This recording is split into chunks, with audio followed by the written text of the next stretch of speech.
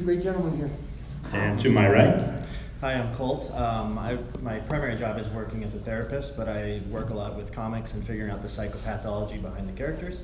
So I like to go down that road and look at the kind of the villains in the characters and how that kind of portrays and where that comes from. So hopefully we can touch on some of that tonight too. Both myself and MC Brown, I host a podcast along with these two gentlemen have been on the show Comicasters, and that's at Comicasters, Instagram and Twitter. Also on Facebook.com/Comicasters. Doing a YouTube sync here with where cast goes, so it might just be audio for this time, but we're gonna be doing live streams and stuff in the future. So been doing it for the last year plus, but a long time comic fan, both Marvel, DC. So let's get this started. All right. So everybody excited about the whole revamp on the Spidey mythos here? Also Disney joining in the game with Sony for once to make things better after so many flops from Spider-Man 3, the Andrew Garfield one just getting by. And now we're going to really see some branching off with, Tony Stark, Robert Downey Jr. getting in the game. I'm really excited about it. And his debut in Civil War was very tied to Iron Man as well, obviously, and this continues into this movie. What did you guys think about his debut in Civil War? Were you guys happy with it? Yeah? I think we kind of wanted to touch on his age. What do you guys think about his age? Do you feel like he's too young? Is it a good age? What's a good fit for him? All in favor of perfect? Oh, okay. All in favor of too young? Wow. 3. There's a few. Good, okay. It's a different version, obviously, than we're used to of Spider-Man 2 as well. They were using a younger character. It's a younger cast that goes into for Aunt May specifically, probably. I'm not disappointed. Something is something is off in the Spider-Man universe when Aunt May is attractive. So I mean, no offense to our elder fans in there. Well, wasn't it Civil War, right, where Tony Stark was hitting on her a little bit? Yeah, even Tony himself. Yeah. So this in Civil War, which we were discussing here, integrated Spider-Man into the Disney Marvel universe. So obviously. I think it's safe to say they did a great job because we're getting a very similar continuation of that and everything coming into with both Sony and Marvel working together. Yes. And definitely a partnership in them because that's the kind of lift they needed. Yeah, so it's causes like a few different versions that we're not quite used to with, as we said, Aunt May. It's a very diverse cast, which is awesome. You got a different Shocker. You got you were using different love interest. Yeah, different love interest as well. I think was Zendaya is also in the film as well. So and I know it's a lot. Some people it's not maybe what they're used to from the comic wise, but they're taking some chances and it looks good from the trailer. Yeah, it does. And the thing of it is that you guys also keep in mind is, when you look at it, if you've been following along with how Spidey has played out in various previous incarnations, especially how many of you seen from several years back the Spectacular Spider-Man series? Are you seeing some similarities tied in? You see kind of like where the Vulture's coming from, Peter's age, the love interest, although it is a character named Michelle, it's not too far off from the variation that he did with his love interest Liz Allen in the series. So you can grab onto those elements and kind of assimilate from there. Yeah. The cool thing, and we've discussed this in some of the previous panels, specifically the Thor one last night, is the importance of having a strong villain in the comic book movies. And in this film, the villainous gang led by Michael Keaton as the Vulture. And you guys happy with that cast as Vulture? I think Michael Keaton's going to kill it. Michael Keaton's just a great actor. It's funny that the connection to Birdman, and then he's and the whole going to be McDonald's Vulture. thing, he's going to bomb Emmy's house with quarter pounders. So with using such Vulture, a lot of in the past, Vulture has been shown very decrepit in the comics, he's very formidable, but in the same token, it looks like he could be broken in half at any time by Spider-Man, but he always but there's particular realities because some of you know some of the lore behind Adrian Toomes is that at one point he was suffering from cancer. So that adds to his decrepitness altogether, so. With this version of Michael Keaton, definitely it might be the strongest, toughest version of the Vulture, and it looks like the stakes are high. You know, we got Peter's trying to live up to the Avengers code and looking up to Tony Stark, and we're going to discuss that as our next point. Is Robert Downey Jr. obviously looks like his influence and his appearance is very strong in this film coming up. It does open up the possibility to Robert Downey Jr. potentially, at least in a large portion of this film, stealing the show. So, I mean, what are your thoughts? You guys like the fact that Iron Man is in this with Spider-Man? It's consensus? Who's in favor of it? He has to be, otherwise the story's not. Yeah. So, yeah, it's... The danger I would say with this is, as long as it doesn't maybe go into like Iron Man 3 territory with Tony Stark, and then I don't think that's going to happen. But Robert Downey Jr. is such a strong character. I think it's obviously with Tony Stark in it, it does lend the credibility to the film, of course, tying it to the Avengers. But in the same token, I think it does. At some point, it had to happen. The thing of it is that. I think what is concerning Sony long term is that they don't want a credible dependency on needing the others eventually, because the deal is to go only so many films and then let him on his own solo with Sony. Yeah. So let's see how this goes. Right now, I'm pretty positive that I think the Avengers should stay in. Yeah. What do you think, Colt? Yeah, I mean, I'm with you guys there. My fear, and we talked about this prior, was is he going to steal the show? You all think he's going to steal the show or no? What do you think? No, not necessarily? Okay, all right. What do you think? I mean, we've seen so much of Iron Man already. Yeah. Even in Civil War, Spider-Man stole the show. I didn't see he was in it. So I think Tom Holland is like one of the characters that I feel like anything he's in with Iron Man, take a jolt. Yeah, I think it's good. Gosh, they worked really well together, I thought, in Civil War. Yeah. They have very similar humor to each other, and they kind of balance off each other, as you can see in Civil War, and I guess a little bit in Homecoming. Yeah, he complements that with sarcastic and Peter has his gee whiz kid mentality to it. It's good chemistry. You can also see that he wants to become that level of Tony Stark of becoming rich, as well as being incredibly advanced in technology and working with him as a partner. Yeah, and there's quite a deficit. I mean, billionaire versus nothing, right? So they can play on that a little bit. Yeah. I would say my concern is as much Robert Downey Jr. stealing the show as it is just shaping the character in a different way. Just in the sense that Spidey's suit now has like an AI system. So I think that a bigger concern of mine is changing Spider-Man from being just his own character to being more like Iron Man. Okay, and that's good. I think he's unnecessary and probably a distraction. Iron Man was always more of a macro hero, where they've always described Spider-Man as a neighborhood guy, as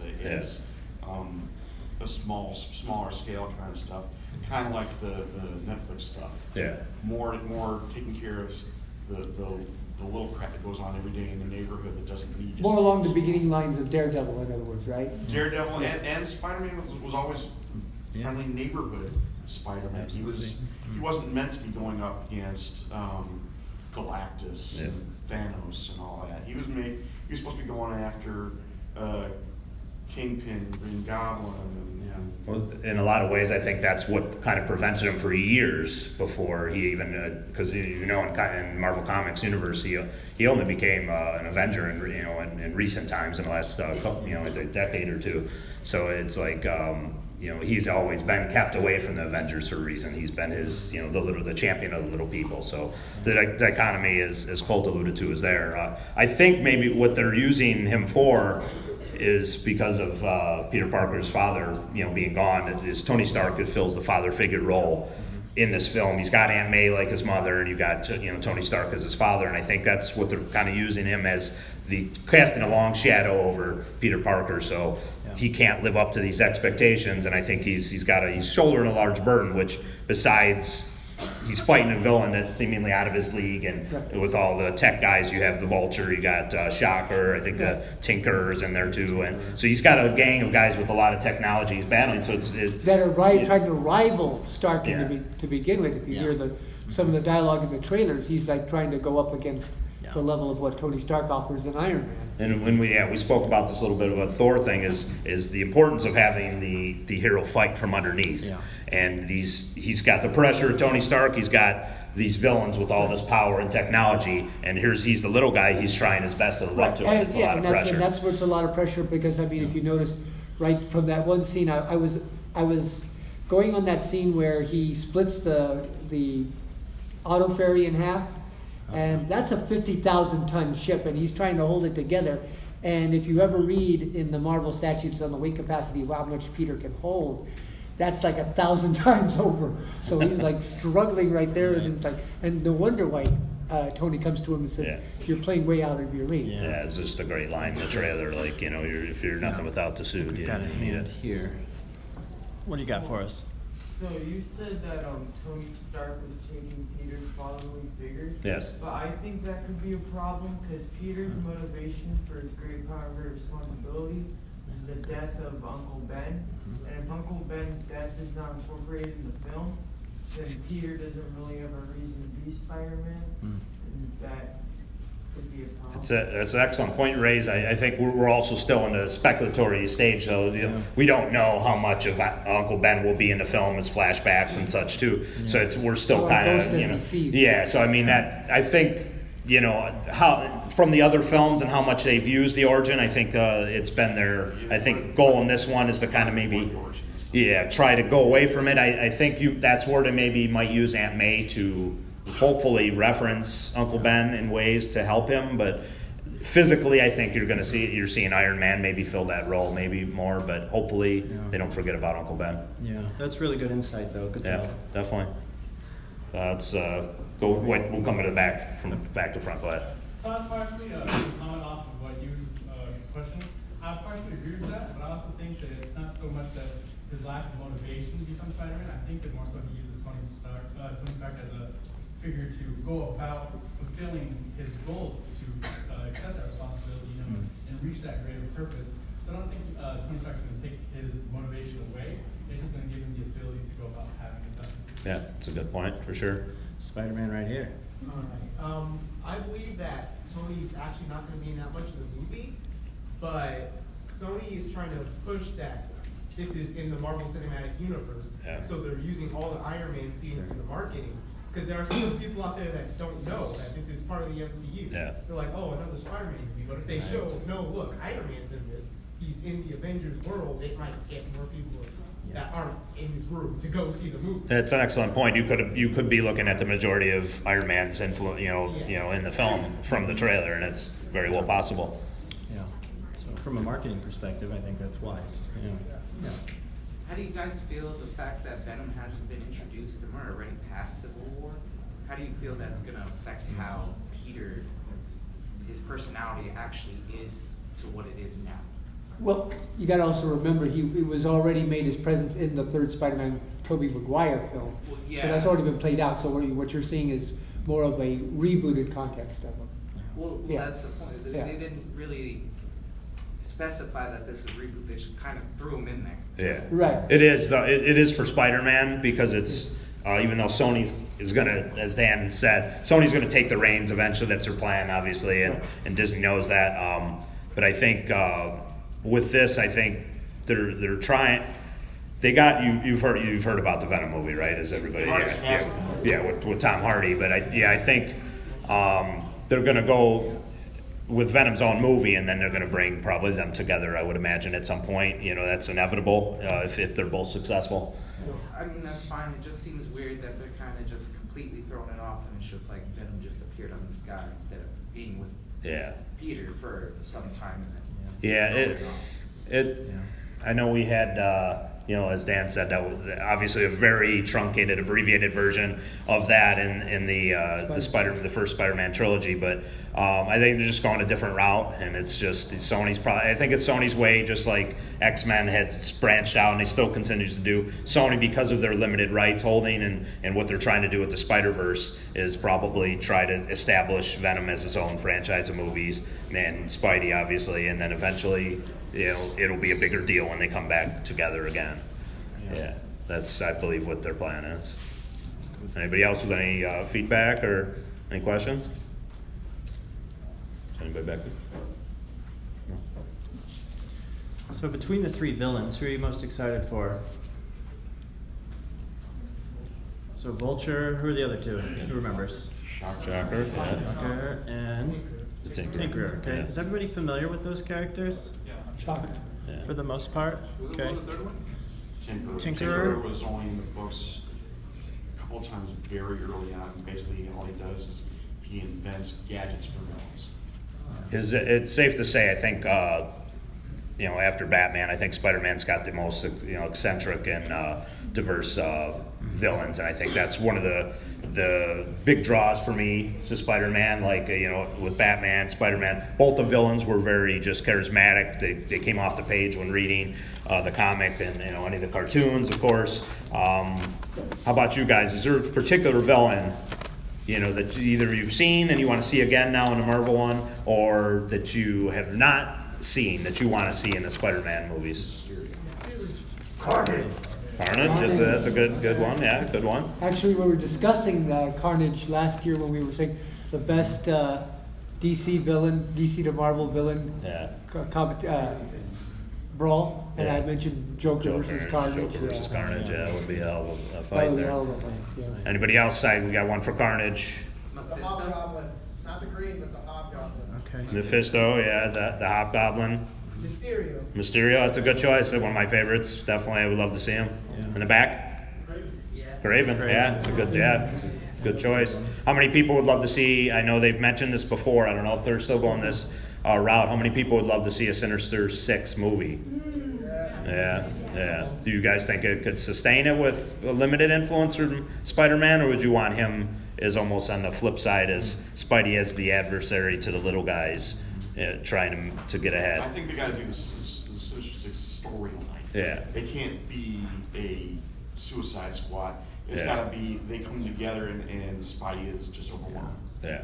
Another thing I'd like to make a point of as far as villains, did any of you find, I love Paul Giamatti, I think he's a great actor, but did you think the whole idea of making him, last point, the Rhino in that last That was Spider-Man film was That awful? was just awful. Yeah. To make it a mech, please? Yeah, I think that was the It was worst never supposed to be. villain on the screen for Spider-Man. Yeah, I think though the thing to understand is, love or hate some of the old. I mean, there's a lot of great moments still. I think from the previous Spider-Man films, although people's reactions are mixed. I think when looking at everybody's got their taste in villains.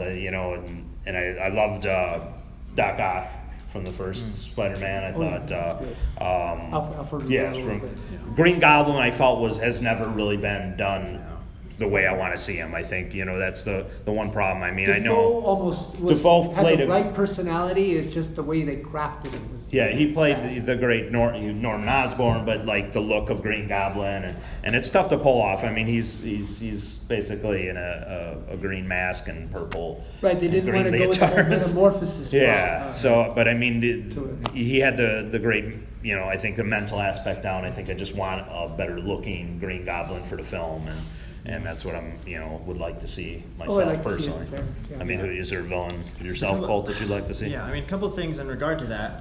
Oftentimes, at least, so we'll touch into some of the psychology side of movies and stuff. What makes a good movie is oftentimes a good protagonist and antagonist, right? If we have a really good antagonist, we're probably going to have a really good film.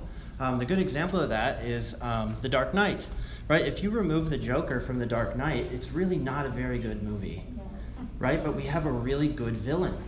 Does that make sense? So if there's a really good villain, we can sell something, right?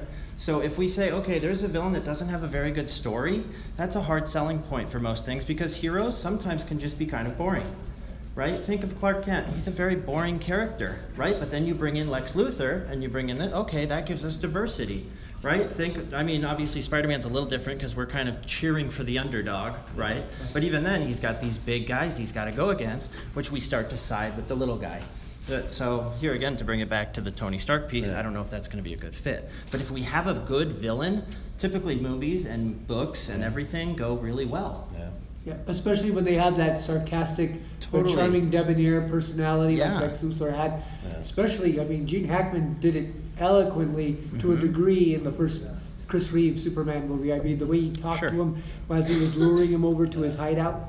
you know, Right. Well, with that. Alfred Molina, I think Yeah. part of the reason why I loved Dr. Octopus so much is, he was very charismatic in that role. You believed it, you know, and if the villain can get you, the great actor playing him like Alfred Molina, if he can get you to believe that this villain, you know, in this character, you're going to buy into the story if it's well written, and that's Absolutely. excellent points by Colt. Certainly. Anybody else favorite villain they'd like to see? Spider-Man's got a lot of villains. Mysterio, yeah. How about Scorpion, anyone? I just like the idea of Norman Osborn in Marvel Cinematic Universe. Yeah. His character can be the Lex Luthor for Marvel. Right. The Dark Avengers, could they go that route? And could they share that, the characters in the universe to eventually, have the Dark Avengers, and how cool would that be to see, the Avengers face off with, and obviously Norman Osborn, a huge part of that, because it's the Iron Patriot. Yeah. What about the Spider Slayers? Oh. Yeah, that's But that'd be a good with choice. Kingpin heading that up? Possibly, or maybe you do the original storyline again where it's J. Jonah Jameson basically funding some scientific research to create these. Yeah, that's what he was doing under the table there. But which, by the way, I love J.K. Simmons as J.J. and Jonah Jameson. Yeah, They should bring him back. He was quintessentially, he was definitely. Yes. Yeah, he's going to be Commissioner Gordon in the DC universe, Right. so it'll be very interesting. What are you guys most excited about? Go ahead. I want to see another Sandman. Okay. Yeah, him apologizing at the end of the other one, not good. I think we can probably agree on that. Flint, Yeah. Flint Marko, I've never seen him apologetic before in Yeah, any other no. ones. He was always a bully up top. I think as I watched from either cartoon or the comics, I've never seen as much struggling from underneath Spider-Man against Sandman, because he can't hit him because Right. he's sand. So Right. it's And hard Flint to. Marko always had this bully personality. Yeah, exactly. Okay. He was What you gonna do? unapologizing. Yeah. What Yeah. you gonna do to me? Like that. Yeah. What are you guys most excited about this new film? What do you want to see out of a Spider-Man film that maybe you haven't up to this point? I would like to see Cloak and Dagger and Black Hat. It's possible. As they expand the universe, certainly, with more extra characters. Do we know who Donald Glover is playing? Is there any Which Donald Glover? Donald Glover in this film? Yeah. Any idea? Is he? Yeah, they've announced that he's got a small role in this film. Yeah. He was in the newest trailer. He was in the trailer too, yeah. But he's got, I know he's been identified, I just can't remember who's. Yeah. Wasn't he playing Miles Morales? No. Was it? No. Let's say too old. Yeah, too old for him. They're shooting Yeah. Miles Morales for the animated one that's coming out next year. Yeah. I don't think I'd seen him like that. You're not talking about Shocker, are you? No, he's not shocked. Ultimate No, yeah. Spider-Man casting Donald Glover as Miles Morales. Yeah, Miles Morales, he is. Yeah, supposedly supposed to be Spider-Man. in his Ultimate Spider-Man. So yeah, I guess that. Yeah. I was excited for him. Yeah. He is a little old, but I think Yeah. he'd be a good But that's Spider-Man. kind of actually eerie, to be quite honest, because that gives the hint that they're going to try to kill off Peter early in the game if they want Miles Morales to take over. That's I'd my rather question have with Venom and how they're gonna do all that, because they're speeding up the story pretty. I'd rather have him as fast. Prowler. Yeah. Is there anybody does anybody like to see Miles Morales in his own separate movie? Spider-Man? Maybe after. Do you like him being introduced if that is the case? Together, because Peter was there, Peter was being Spider-Man, he looked up to him. Yeah. So I wanna see that character be built up and look up to Spider-Man. If it was possible to do like an alternate reality or just in its own reality, who would be in favor of a Spider-Gwen film? We got some Spider-Gwen fans here. Yeah. Gwenpool. Never know. Yeah. I don't know whose rights that falls into. Right? It'd still be Sony. Who would be good to cast as Spider-Gwen? Any choices cast as Spider-Gwen? Spider-Gwen? Who would you want to see? Spider-Gwen? Elle Fanning. Elle Fanning, you mean Dakota Fanning's sister? Dakota Fanning's little sister, yeah. Interesting. You know, if she hadn't grown up too soon, I would have said Chloe Moritz, but she's already past the point. Yeah. Go ahead in the back. Jennifer. As adult Spider-Gwen, yeah, certainly, yeah, so she could pull it off. I don't remember her name, but she played Mark Wahlberg's daughter in the most recent Transformers. Oh, yeah. Nicola Peltz, I think. I don't know her name. The big full lips, right? Yeah, this is a model. I think model. Yeah, I mean, she certainly would fill out the the role for Who sure. were we talking to? Somebody. Were we talking to somebody and they said Taylor Swift could be a really good Spider-Gwen? A musical Spider-Man. Could you imagine? What do you write a breakup song about Spider-Man? Who suggested that?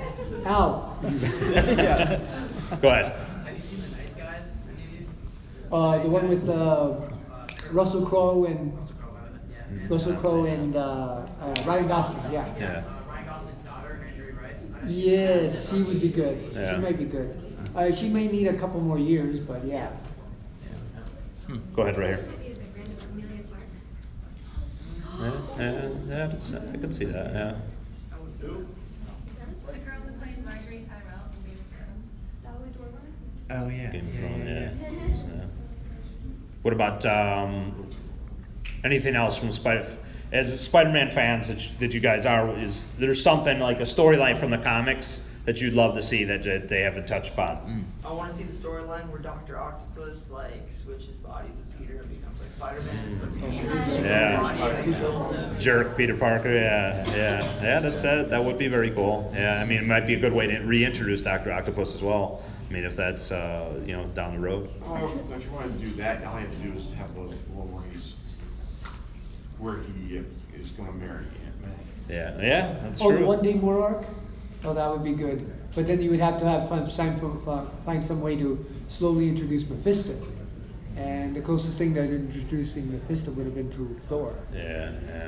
A brand new day. Yeah, well, then eventually leads to a brand new day. I think with Marissa Tomei, you could see somebody romancing Aunt May right now. So, I mean, certainly possible, more believable maybe from, but I mean, anybody else in the back? Go ahead.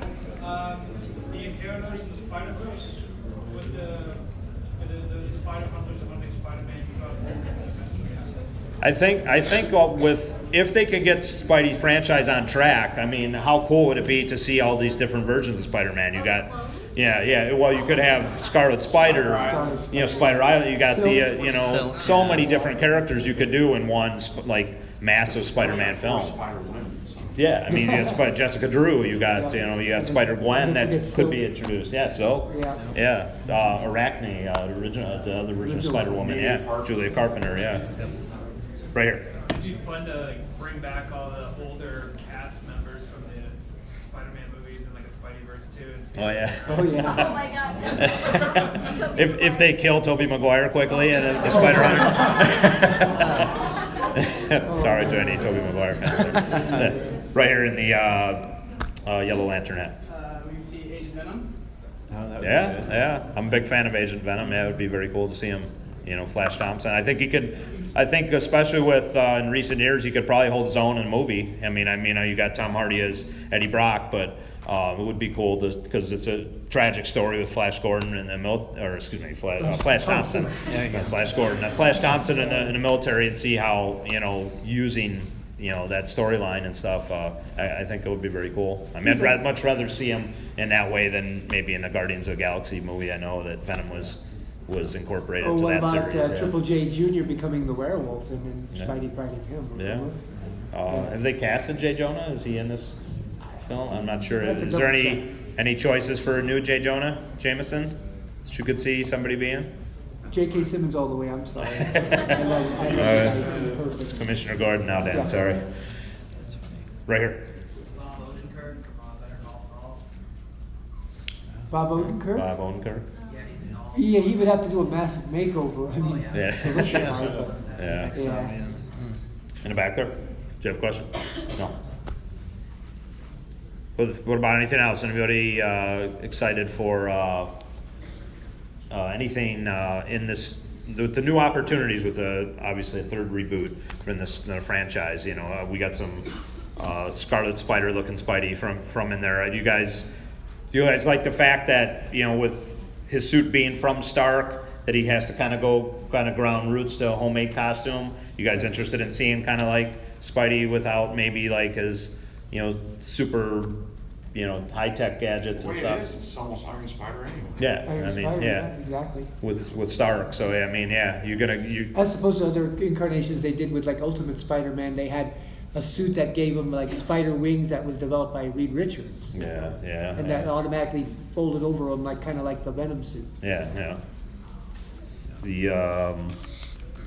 I think trying to look at where it's going. I think with where Sony wants to take it as well, and Disney obviously wants to see Spider-Man succeed as well. That's why they're getting involved and such. It just makes it, I think, an exciting time for Spider-Man fans and stuff. Just looking at, I mean, I know we've had a reboot already and stuff, but it just looks like, I think, going the younger route. I think going with Tom Holland and taking it back a step, it gives us a bit of a fresh eyes and a fresh look at Spider-Man.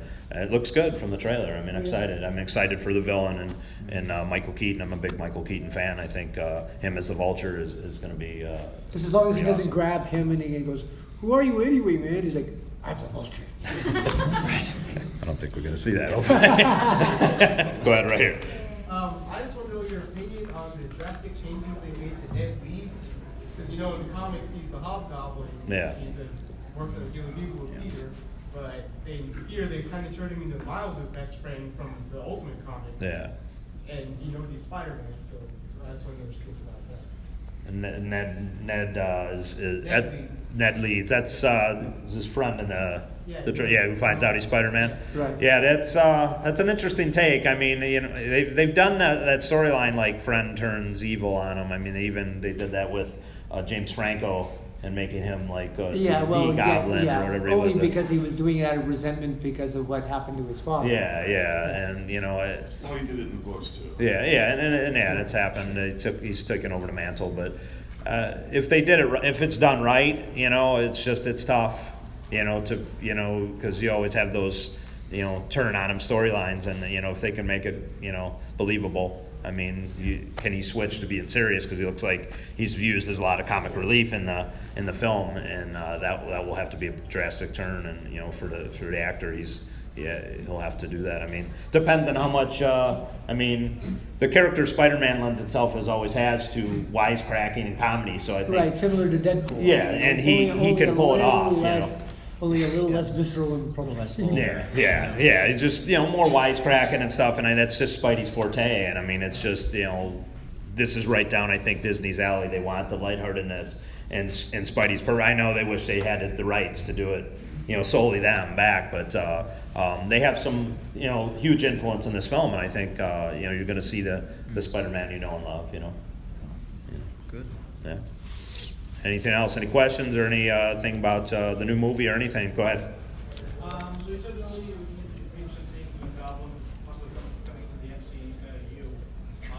So which version? Because there's the classic one where he has a glider, which is using the suits over the Yeah. And then there's the Ultimate Marvel comic series where he injected himself and turned himself into a goblin creature that's shooting fireballs.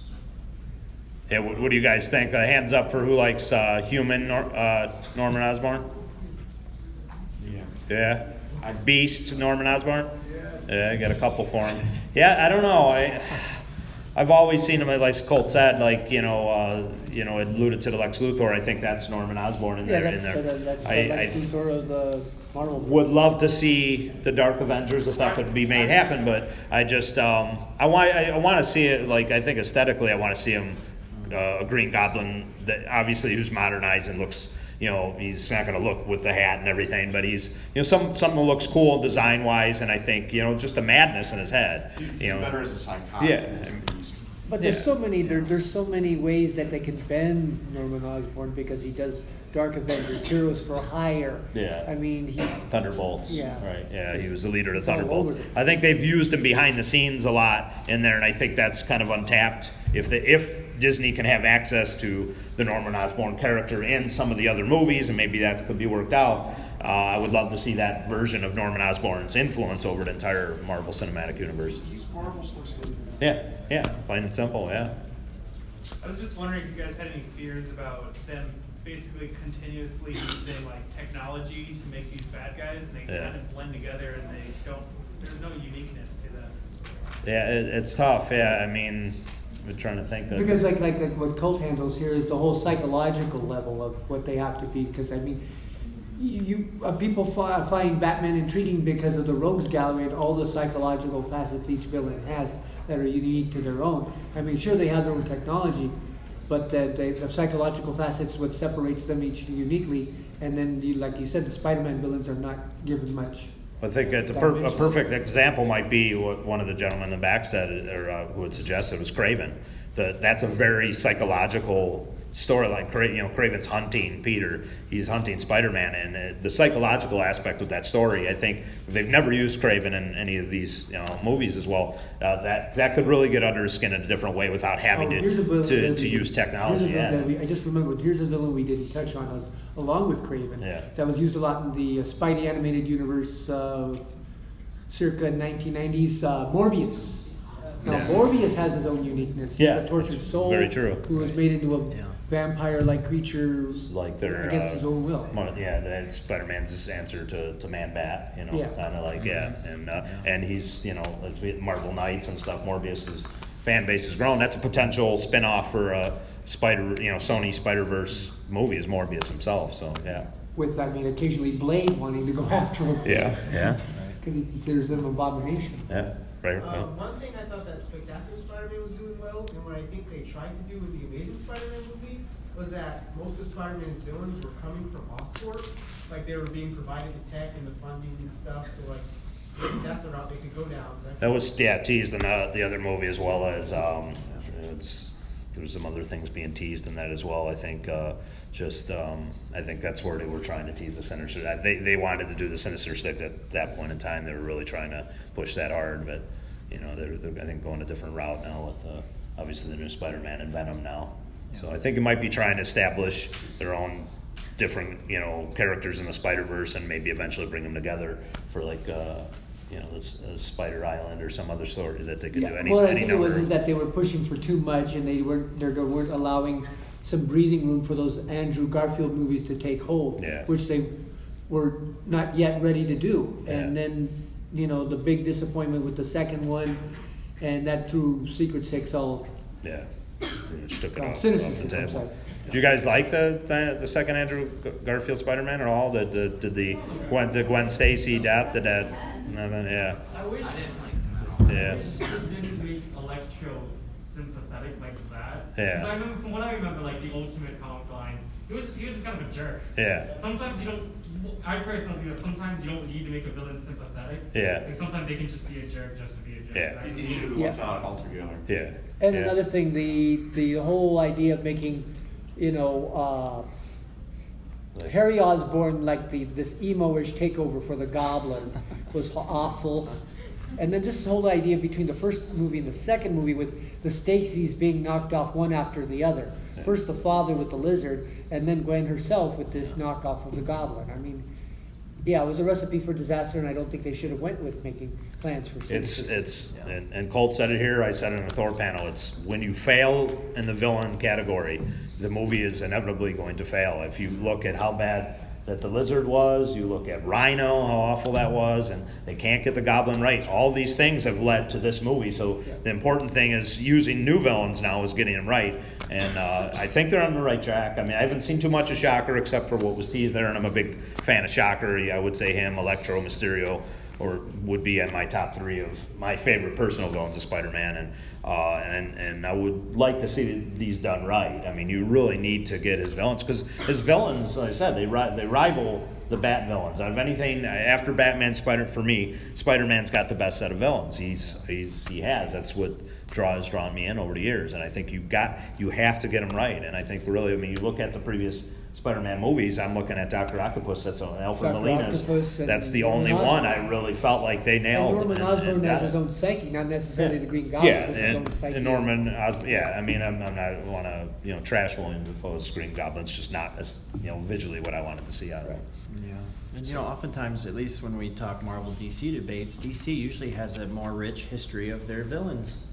And it usually makes a better story. Often, even though it's dark and brooding and those kinds of things, sometimes Marvel's villains don't really have a very good history. Some, Magneto, the heavy hitters, we know a lot about their history. It makes sense. They want to take over the world, genocide, sure. But some of these guys, there's, right, no big deal. It's also that DC has 25 years on Marvel. Totally, Right. absolutely. But I don't think it would be a bad idea to maybe delve into more history on these characters. That's probably not a bad idea. Would you guys like to see? I mean, I don't know how many fans of Thunderbolts we have this panel. Would you like to see a Marvel version of the Thunderbolts come to the screen? Is that? I would like to see, because even though he is supposedly a Fantastic Four villain, he's been up against everybody. Let's do Doctor Doom right. Yeah, I agree. Yes. 100% agree. Because they flounced on it on both franchises. It's of just Fantastic like, Four. it's Fantastic Four is not going to succeed unless you get Doctor Doom right. If you do not get him right and you use him as the main part of these films, you're It going was to. really sad about those first two Fantastic Fours, because yeah. I mean, they had the first two perfect hero cast, but the story and the development for Doctor Doom just Yeah. destroyed it. You can't have him riding on a surfboard in a raincoat looking outfit. It's just like, that's not Doctor Doom. I mean, you really need a charismatic actor. You need a great script, and Doctor Doom has got to be Doom. If you And he's got to be the ruthless Hitler. yeah. I mean, you have to do him right. If he's not going to be the Doctor Doom that we are aware of from the that's where the source material. You have to honor it. There, The animated Doctor Dooms have played out far better than the movie Doctor Doom. Yeah, I mean he has a good enough history to run with it. Yeah. Oh, man, He's got a fantastic history. he's got a horribly tortured soul history. Yeah. It's probably worse than Peter's. Yeah. It's worse than Magneto's. Yeah. Yeah, I think so. So if villains like background story is so important, are you guys fearful that we might have too many villains in this movie? 3 in a Spider-Man movie, that was my biggest concern. Yeah. How do we give enough depth to each character? If you go in and you say, I don't even know who these people are, automatically I'm not sold. And that makes it tough to sell a film. I think Michael Keaton as the Vulture could basically just carry that end of the film, but I think maybe Tinker, I mean, this is all speculation, could be used as the gadget guy. He's created something for Shocker and Vulture, and maybe Shocker's there to take some of the licks while Vulture's not gonna be touched by Tom Holland's Spider-Man for a while. He's not gonna be able to get a one-up on him, and they have a tendency to do that in the Spider-Man films, is pack too many villains in there and not have as I said, I keep going back to Spider-Man 2, but you only needed him. Yeah. Which was the fault point for Tobey Maguire's Spider-Man 3, because you had them trying to do so much with Venom, and then they, bringing in all the others with the Sandman. Mentioned it as well as you got this version of the Goblin and Electro. and Electro in the other film. Batman movies. Yeah. The 90s Batman movies. The first one, you just had Jack Nicholson. Yeah. And he went over the top, but he was by himself. Yeah. The other ones were bad because Jim Carrey, forget it, he can't do a villain. Yeah. Just packing too much, Well, I think. Tommy in the Lee film. Jones's Two-Face was rather goofy as it was more Joker than Two-Face. That was Joel. What's his name? Joel Schumacher, That was Joel Schumacher trying to make it like the 66. I mean, That's exactly what it was, because I mean he's really good at doing psycho thrillers. He's just not how to make a quality Batman film. I think you had your hand up for a while. No, good. You're good. So I guess the other side of the coin is you really develop one character, one villain, but then you get to know them, like them, and then they kill off or end their storyline at the end of the movie, and then you just have to grow with a new villain. So how do you blend? What's the best idea to? I think in the movies, because they kind of a lot of times they probably don't feel like, hey, how can we will we have enough time in this rebooted universe time to even use them again? I think the thing that was so tragic about Heath Ledger's death is that I think the Joker could have been probably brought back in some form in that Dark Knight Rises, but unfortunate death of Heath Ledger just made him. I mean, he stole that movie. He stole that movie, made it so good. So I think it's just really going to depend. I think it's being as great an actor as Michael Keaton is. I see him really being a strong presence in this film that will make this. I said it will rank up there probably. I mean, it potentially could be the best Spider-Man that we ever had if done right, you know. You guys said that, having 3 villains in this movie might not be a good idea, but I feel it showcases Spider-Man's skills because he's never usually ever going up just against one person anymore. Yeah. Ever. Yeah. I mean, there's the Sinister Six, there's the Spider Slayers, he's always... So you mean showcasing his tenacity to take down the villain? Spider sense, Yeah. and being able to use the environment around him because he's a quick thinker. I think these are key things to showcase when he's doing his combat scenes. But that's what would be so good if he had against Venom, because Venom negates his spider sense. He's got all the same powers, only amplified. And he might be crazy. He's ruthless, yeah. But vicious. Well, his tenacious. biggest Achilles heel is intense sound vibrations. So I mean, a little gimmickry from Tony Stark or Reed Richards to emulate that, and he's got. But you have to discover that first. Right. That's the story, yeah. In the storyline, so that Peter doesn't know that yet. Right, he doesn't know it yet, but I mean, once he has that, he would be able to. Go ahead. I was wondering what you were thinking about the talking Spider-Man suit in the newest trailer. Yeah, what do you guys think about that? Skeptical? Yeah, no, it's something new. Something new, fresh. You're okay with that? It's a little bit fast, but I think Peter has his own industries, Parker Industries. He's made technology like this and much more advanced. This one being Tony Stark's creation, obviously, of course. Obviously, but I mean, this is just leading into him becoming more of an entrepreneur. Yeah. What do you think, Colt? I'm not a fan of the talking suit. Yeah. And talking suit? Yeah. No.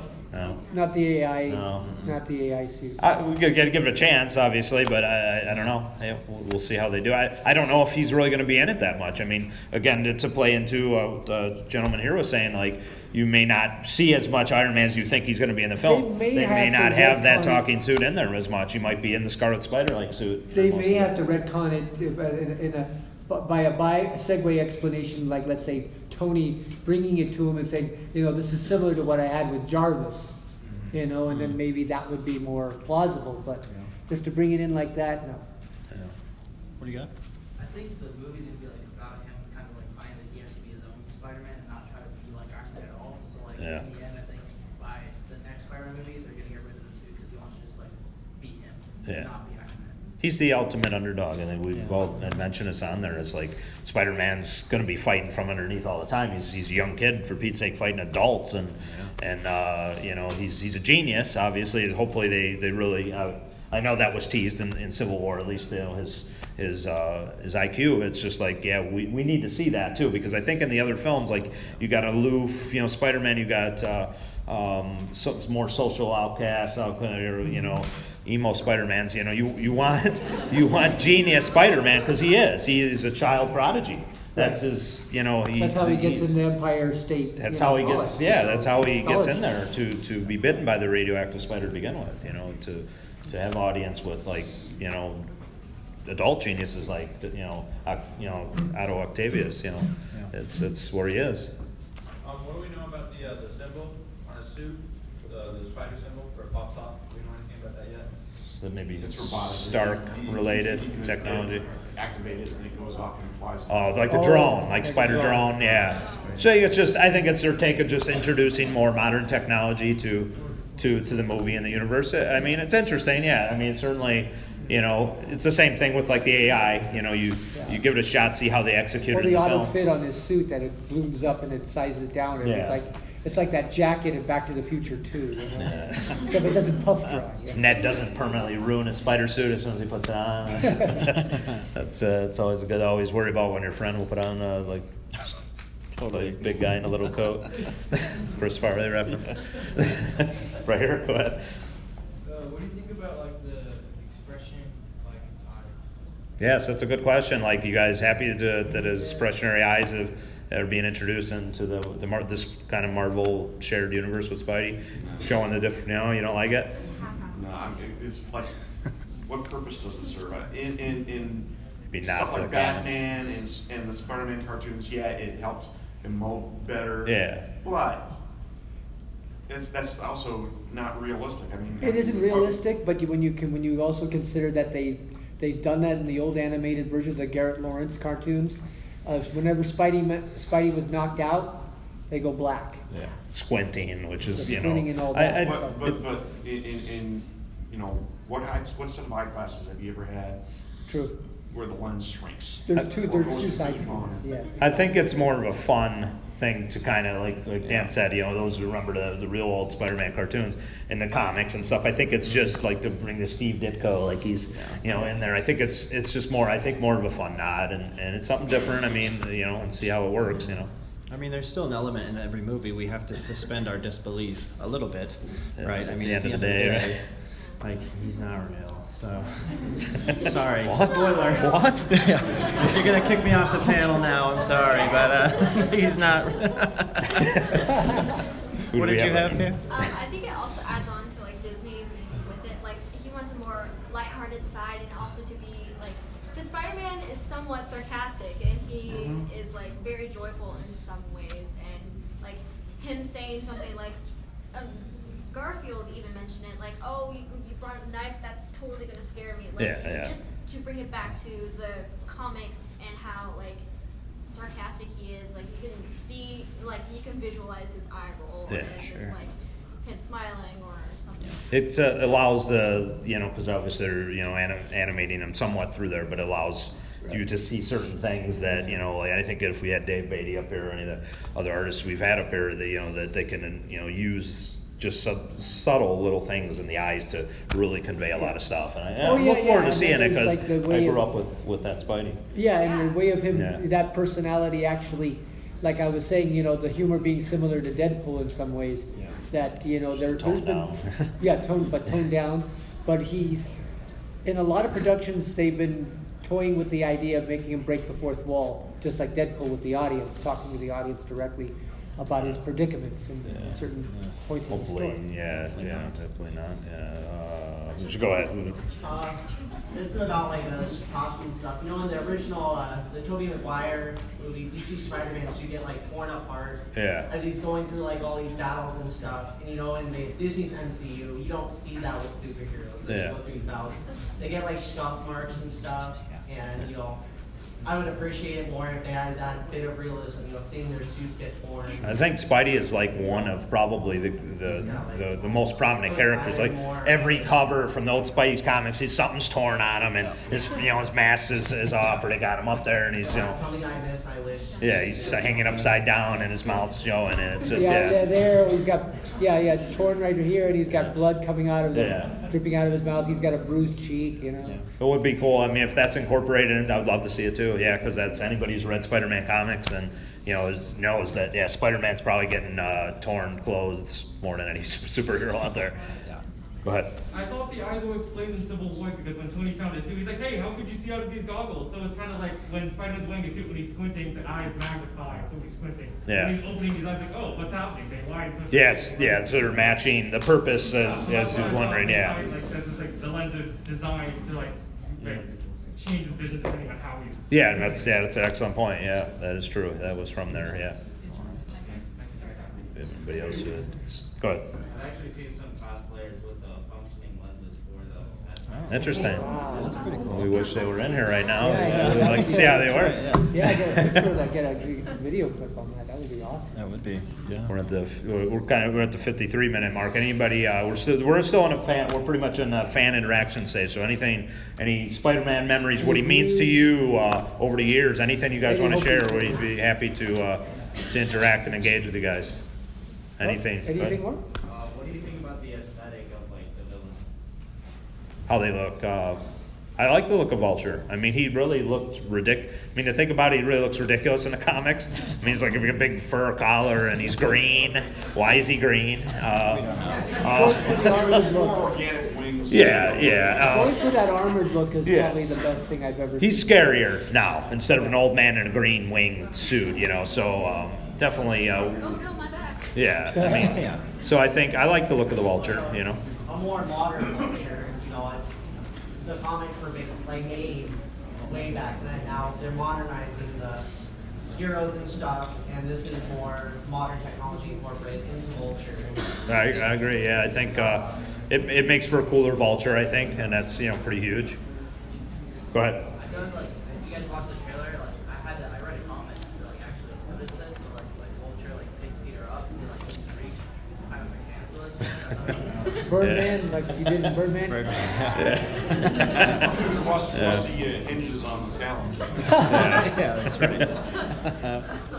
Anything else? Anything? Go ahead. Would never happen, but I can see Fire Star and Iceman. Oh, it's Spider-Man is amazing. Not until I get the rights first. Yeah. Unfortunately, with them being mutants, it would probably you'd have to. Now you have to do Sony and Fox. Yeah. Imagine like three big media corporations doing all that. Like a wrestle over intellectual property. You guys were talking about how strong he was when he was like pulling that shit together. Yeah. What about when he like caught Winter Soldier? Like which ones? Arm? Civil War. You guys were talking about how when he was pulling the shit together. Yeah. How strong he is. But what about how strong he was when he caught like Winter Soldier. Okay, that's what you said. Yeah. I mean, he was holding him by his robotic arm. Yeah, I mean it's. You got a metal arm, that's so. I think good. You think Spider-Man? A lot of his strength is underestimated. I think people tend to forget, how strong Spider-Man really is. How many Spider-Man. That's what I was saying. He can hold up to about, by way of ratio. It says in Marvel Wiki that he can hold up to about 25 tons. And then here you are on the auto ferry. He's barely holding that thing together. So of course, it's like. 1,000, up to 2,000 times his strength almost, so he's not holding that thing very well. Yeah. Go ahead, right here. We just mentioned like Fox crossover. I'd like to see Spider-Man and Deadpool. Yeah. Oh, that would I mean, be I think good. a lot of people would love to just see their A lot of interaction. fourth I wall mean, breaking. if Fox and Sony could ever reach an agreement, that would make a lot of bank. There's a lot of money drawn there. Yeah, I mean, maybe high-grossing film possibly. If they could agree to work together. Best superhero comedy ever, probably. Yeah. Would you guys like to see a Taskmaster done? Yeah. With an updated costume, I think as they said with Deathstroke. I love Deathstroke's thing, but Taskmaster's more.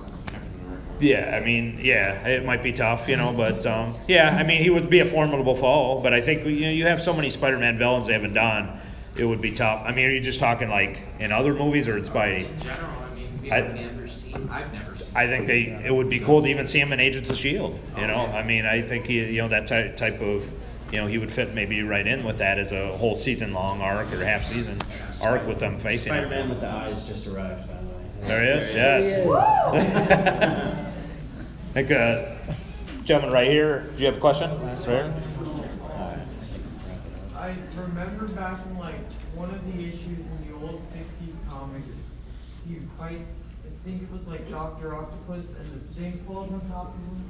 And there's a moment where he's doubting himself, and then like he thinks back to Uncle Ben and Aunt May, and then he like lifts a huge thing off of him. I think that they could incorporate the scene where he's holding the fairy together. Yeah. Where they can show him internally having doubts, and then he can like pull himself together and like save everybody. If you looked in the more detailed, long extended trailer, is actually Tony comes to the rescue and helps him push it together. So. That's why he's coaching. Yeah, Tony drones and stuff. Yeah. Right. Well, it's Tony with all his drones. Yeah. Right. Exactly. So we're going to wrap it up. We're getting right here to the end. We want to thank you guys for joining us. Myself, Colt, Dan will be doing the next panels. Thank you. Come by later. We'll be doing Young Justice. Doing Young Justice, and then if you're just strictly Marvel guy, X-Men movies will be next. But you can find us on all social media, Comicasters, hashtag Comicasters, Twitter, Instagram. Follow us. YouTube. I believe the audio will be up from this as well. Thank you. Thank you. You get a picture, but I think this hopefully will be saved on Instagram. Wow.